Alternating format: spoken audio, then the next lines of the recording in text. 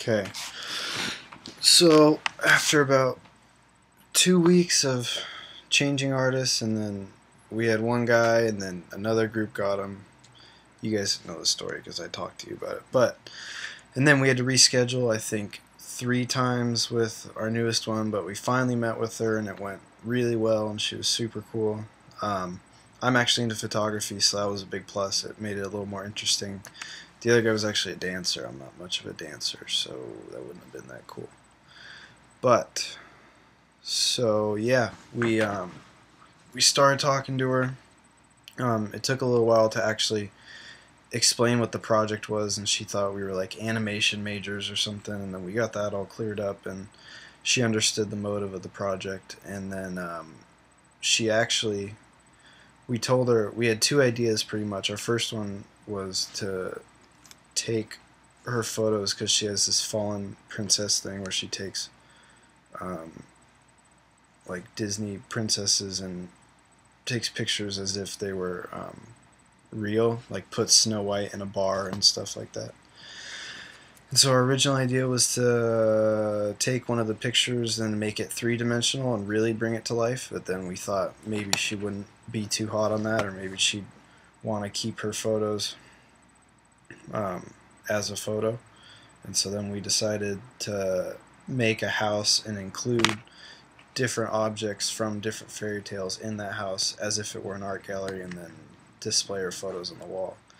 And so we told her that idea, and she actually didn't like it, and she said, "Oh, that sounds boring and plain." And then we were like, "Okay, well, what do you think about this?" And then she actually said, "Yeah, it'd be super cool if you could," because her original motive with the photos is to put them in reality, and so making a 3 dimensional version of the photos would actually be furthering that motive.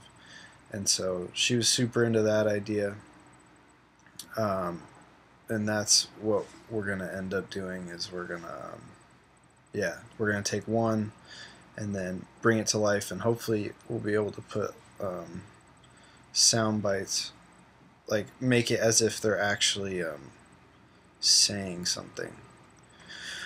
So it's really real, and really it's as if you just walked into the fairy tale. But let me see. I think there was more stuff I need to talk about.